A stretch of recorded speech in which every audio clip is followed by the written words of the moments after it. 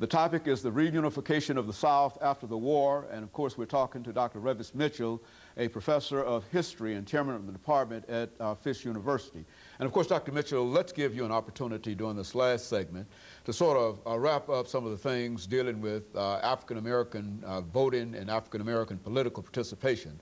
I think you've already given us his entrance into politics shortly after the war and the impact that he had on politics, but let's expand that and talk about his removal and some of those things that are associated with it. While those Union soldiers in the South, they protect the black voter. They may not protect him personally, but they keep the polls open. They make sure that people can vote. The South is frustrated. The South has lost the Civil War. The great dream that the South had been built on was the dream of large plantation ownership and having slaves, and now that dream is gone. I can't appreciate, or I can't support it, but I can understand what happened. So also the South has lost white majority rule, white voter rule, not majority, but white rule. We see certain emotional activities. In North Carolina, we see the regulator movement. We see the Knights of the White Camellia.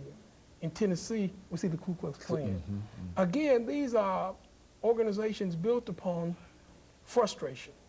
And to vent that frustration, they use intimidation. One of their targets were black voters, encouraging black people not to vote.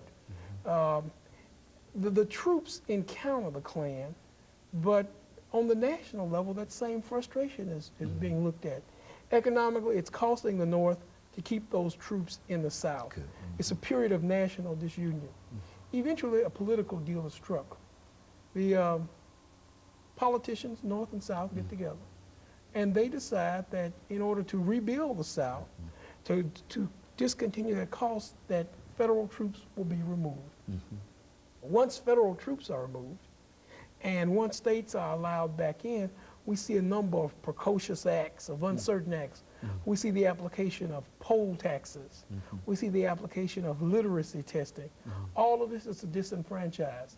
So all of the gains made by the Civil War, the voting rights gains, are lost for African Americans. Consequently, when the African American can't vote, his representatives can't vote. Well, his representatives are removed. With the representatives removed from government, local and state, who is to protect the vested interests of the former slave? Who is to protect the vested interests of the underclass? The South, after the Civil War, needed an underclass. They needed someone to work the plantations. They needed someone to sharecrop. They needed to make sure that the African American didn't all flee outside of the South. So we see a number of actions that weren't just outright racism. They were also political and economic acts carried on by a South with no protection for the African American. Sometimes with the state legislatures involved. Exactly, exactly, because the same persons who control the legislatures were those who control the Southern economy, were the large landholders. So we see precocious laws developed, reinstituting a system just as harsh, if not harsher, than slavery. Certainly the experience of the African American in the South after the Civil War and in the United States between 1860 and 1900 demonstrated the importance of having the vote and exercising the vote. Once you lose control of that vote, then you have no real voice in government. You have no voice to select people who will protect you.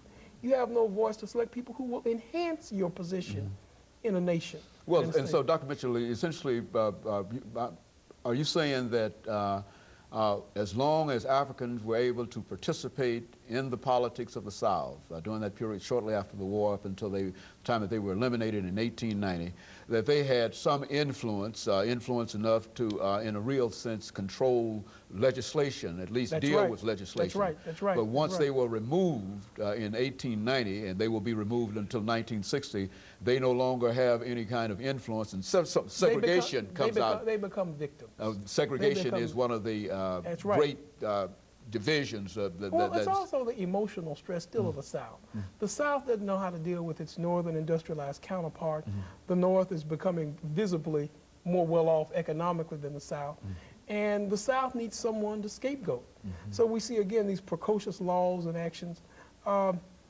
Slavery gave automatic status to a free man. Any free man was better than a slave. After slavery, we see the beginnings of institutionalized racism, not just in the South, but certainly in the South. So status is accorded based upon race. The previous advantage that had been enjoyed in freedom was now acquainted to race. So we began to see the concept of racism, the white superiority, based on nothing but race. You know. Very good. And of course, Dr. Mitchell, over this last minute, let me thank you and to say how very, very appreciative we are to have you to come by. It's always a pleasure to come on. Yeah, it's always a pleasure to be a part of something that's very informative. Yeah, but I think you just bring some excellent information to us, and what we've been able to do over the many years, as we've indicated, is to use this information and video cassettes and whatever, and to expose our young people to them, and we find that they are very, very interested in many of your statements, and especially you. I really wouldn't want to leave without saying something about the Fifth Jubilee Singers, the story of the Fifth Jubilee Singers. Well, thank you.